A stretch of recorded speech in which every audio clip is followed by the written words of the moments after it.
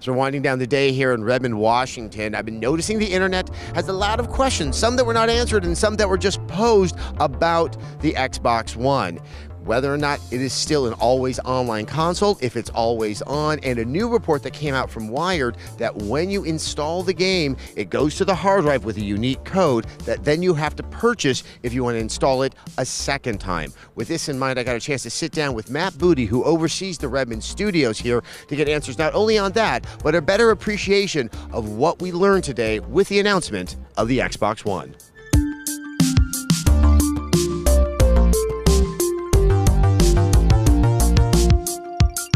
Matt, thank you so much for your time. I know this is something of a big day. So this is the end of the day, so if you don't mind, I'm just going to sort of bring up some stuff that has been happening. My Twitter feed has been a little on the insane side.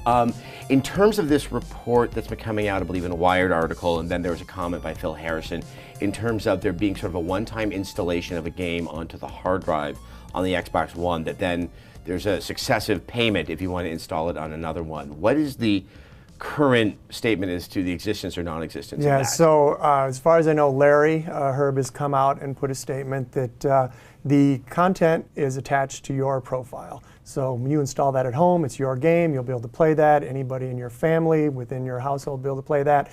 If I come over to your house and I play with my profile, then I'm going to be able to use that game. If you want to play with your profile, that's as if you're buying the game. So we'll have more details about how that could work, but I think the key thing that we've clarified today is that when you buy a game, it's attached to your account and your profile, and you're going to be able to play that wherever you go.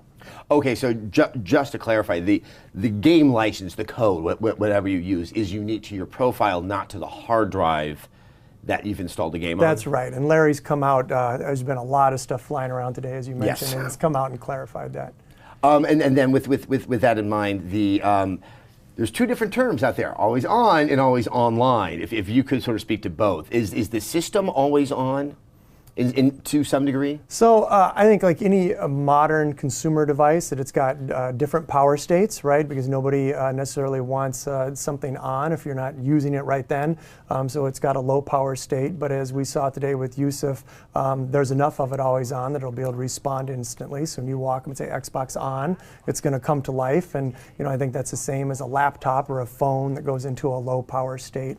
And so like most modern consumer electronic devices, Xbox One is designed to be smart. So if you're not using it, it's going to power down. You don't need a space heater in your living room, but when you're ready to play games, it's going to turn on instantly and be ready to go. And obviously that was demonstrated by sort of saying Xbox on, something you cannot do with Kinect, with the 360, that there has to be some juice that must be flowing into the system. Right. And like I said, like a laptop that might go into a sleep mode, or the way your phone turns the screen off, when you're ready to use it and ready to play, it's going to respond. And it's definitely always listening to you, so that Xbox on, and it's going to wake up and be ready to go. Now that brings us to what is probably the greater concern for the core gamers out there, which is the notion of always online.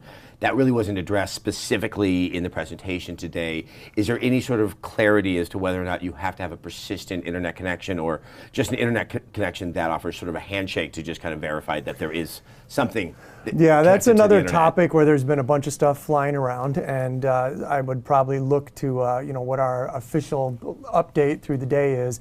What I'll say is that we definitely designed Xbox One to take advantage of everything that the internet has to offer, and everything that being ready and connected can bring. So in terms of automatic updates, in terms of expanded content, obviously multiplayer, online play, the power of the cloud. These are all the great advantages of the internet. I think we've gotten a little hung up today on some of the details, and is it 2 minutes or 2 hours? And I like to think more about all the advantages that an internet-connected device are going to bring to a console. I mean, so if you sort of look at it, I mean, in terms of the idea, and I think there was a memo that was out there maybe a couple weeks ago, if you have a truly solitary single-player experience, would that be requiring an internet connection? I think we're going to, so in the absence of any internet connection, you're going to be able to play Blu-ray movies, and there are likely going to be some game modes that you'll be able to continue to play. But again, the Xbox One was really designed to to take advantage of the modern era where people have got, you know, high-speed internet, where it's just all the advantages that it brings in terms of the power of the cloud, knowing what your friends are doing, online play, everything else that goes along with having an internet connection. Yeah, there are so many things that we were presented with in unbelievable 60 minutes. You know, we had all the stuff that happens with TV and swapping between games and that, a lot of stuff about the cloud, about being able to record your gameplay and the sharing mechanisms. Will all of this be available at the launch of the console, and also will it be exploited by the content in the games and many other things out there? Great. I'll break that down into two questions Sure. that you asked. So the first one is that at launch we want Xbox One to be an amazing experience. So you should expect that things that we showed today are going to be available when you go buy one and put it in your living room. In terms of what's to come, I think as we saw in this last generation, you know, when I think back to some of the games that were there, you know, day one launch of Xbox 360, and then I compare the graphics, I compare the online features to where we're at 7 years later. I mean, some of the stuff that you're able to do in games today back then would have been science fiction, right? It was just like in terms of the rendering techniques, the technologies, where we've gotten with some of the online play, just even in terms of where the Xbox Live service has advanced and some of the apps that we've got. So we should expect that 6 months from now, there's going to be things that you can do on Xbox One, and then a year from now, even more things you can do, more advanced things. I mean, I really think that with this next generation that we're going to get into a time where you know, the device is sort of the starting point, the console, Xbox One is a starting point, and we're just going to keep growing from there. You know, it may be a little bit of a stretch to say, but this may be the last console that you ever need to buy. With the television, which I thought was so impressive at the beginning, not just how Kinect works with it, but just how fluid it was to seem to move between the two.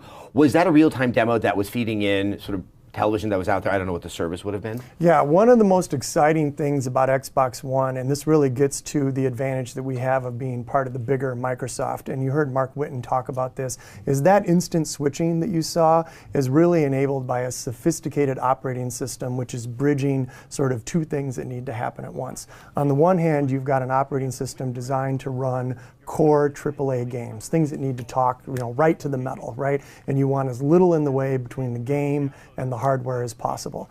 On the other hand, you've got an operating system that has a different goal of being instantly ready, that you want to be able to do different kinds of things that are more attached to what we would think of as the Windows kernel, but I want to be able to get to those instantly. And Skype was a great example that we saw earlier.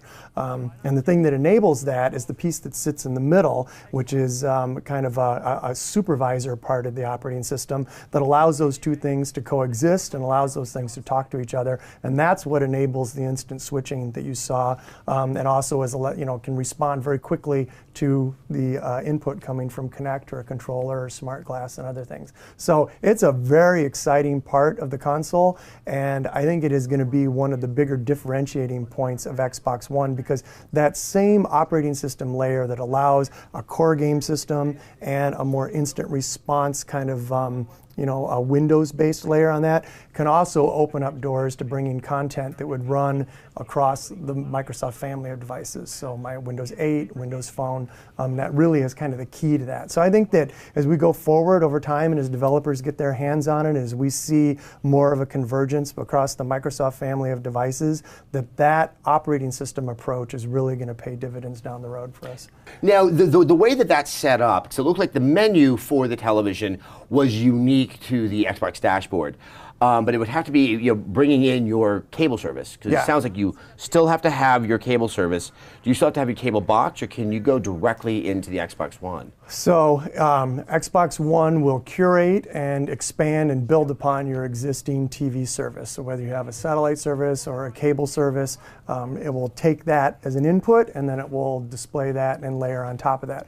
As I'm sure you can imagine, even outside of the United States, TV delivery is a pretty complicated affair, and it can be different in different parts of the world. So we want to enable anywhere that we sell Xbox One there to be live TV content, but that's going to depend on what service provider you've chosen for that TV content. So think of it as HDMI in, and then we're going to add a bunch of expanded capabilities and curation on top of that, but you're still going to need your device that you've got, whether that be a satellite or a cable box or however it is that you get TV into your home. And in particular for such apps as HBO Go, which currently does require that you already have the subscription through your cable provider or your satellite, that still stays. Yes, that's correct. And that would be, HBO Go is a great example, but around the world, there's dozens and dozens of different ways, some of which are free, some of which are subscription. There's different apps. Some of them actually require, that you're connected to a service provider. Some of them are standalone. And our goal is to enable all of those, but it will depend on the relationship you've got with that service provider. And then, of course, not to be content with what other people are making, probably one of the more surprising aspects of the presentation today was the announcement of originally produced content, namely Spielberg connected to Halo. Yeah. How significant an investment is Microsoft making in this? I mean, that is definitely new territory, doing sort of linear, digitally distributed, creative content. Yeah, well, I think as you've seen with our commitment to things like Forward Unto Dawn, that was also part of the Halo world, that we are as committed as anybody could be to the Halo franchise. And everything from the core game itself, but more importantly around that, the world of Halo, the characters of Halo, the scenarios and the fiction of Halo, that enables everything from Halo toys to Halo books that are on the bestseller list to linear content like Forward Unto Dawn. And I think it is exciting and it makes perfect sense, and it's exactly what Halo fans want, to expand that into other places like a linear TV show. So in terms of what's our commitment, it's big, it's full, and we are 100% behind Halo as a franchise going forward. Now, independent of Halo, because that was the only one that was discussed, are we looking at something that would be a legitimate competitor to Netflix or the original content coming off of Amazon, or many of the digital studios that are out there? I mean, if it's not just Halo, could it be something that isn't even attached to an existing Microsoft franchise? Yes, I think so. And as we heard this morning, Xbox One was really designed to be an all-in-one entertainment system. So that's everything from movie and music and apps to games, to casual games, to digital games, to retail games. And in that spectrum of entertainment would be linear content that's tied to a gaming franchise. There could be linear content that is perhaps more integrated with a gaming franchise, some that might be more standalone in the world, and then you could just see original linear content that could come to the surface. So without getting into particulars, I think you could expect that everything in between there is stuff that we would want to enable and see come to Xbox One. And you mentioned the other word that we haven't discussed yet, games. Yeah. So obviously today was lighter on the games with the emphasis to come at E3, and that had been announced ahead of time, which I think is important to point out. Mm-hmm. But at the same time, by going so light on games, one of the questions I had is, who was the presentation for? I mean, it is early in the morning, or relatively early in the morning on the West Coast, and people are going to probably make a point of watching who really know Xbox as a gaming service, as a console, where Halo, where Gears of War came from. Yeah. This obviously was speaking to a much different audience. I'm kind of getting a sense of who was the presentation really aimed squarely at, because a lot of the gamers out there, for right or wrong, felt a little bit alienated and left out of the conversation. Yeah, well, we certainly, with Xbox One, want to include as many people as possible, and core gamers definitely are an audience that we want to include, embrace, and be excited about Xbox One. I think you mentioned it earlier that, here it is, we're having this conversation, and earlier in the day some things happened and it's already out on the internet, so news travels fast. So to your question about what time of the day was the presentation, and I don't know that that's so important, because I think that the information will travel fast, it will get out, and we'll find a way to talk to people throughout the day, whether they got the information when it was live or whether it happened over the internet later in the day. So I think our goal is to get this out to as broad an audience as possible. The way that your question comes across is almost as if there's a choice between the two, between a core gamer and somebody who's interested more in entertainment. To me, the exciting thing about Xbox One is we don't have to make that choice, right? Xbox One was designed from the ground up to be a box that will be amazing at playing core games. It is going to be, a huge step forward for games and graphics, interactivity, physics, online play, all the things that are great for core games. And it also so happens that a box that can do that well will also do entertainment well. It'll also play movies well. It'll do a whole host of other things. If we had to choose between the two, if there was a knob on the front where, is it on entertainment setting or game setting, then I'd be a little worried, right? But lucky for us is that we don't have to do that. We saw with Yusuf today that it's as easy as Xbox, go to Internet Explorer, Xbox, play music, Xbox, play game, and it instantly switches between those. So, we built Xbox One to appeal to a very broad audience. It is an all-in-one entertainment system. It will do core games. It will also play movies and play music. It will also enable apps. It will also enable digital games. It'll bring, even games from independent developers. I mean, we certainly look to include all the full spectrum of developers, from people doing AAA retail releases all the way to some of the smaller, more independent developers that we work with. I completely see where you're coming from, but I can just say, just by sort of watching the internet throughout the day, there definitely is a core group of gamers, and they are known to be very vocal and sometimes a little on the complainy side, but they do come across as if they really don't know if they're really part of what Xbox One is doing. And yes, E3 is down the line.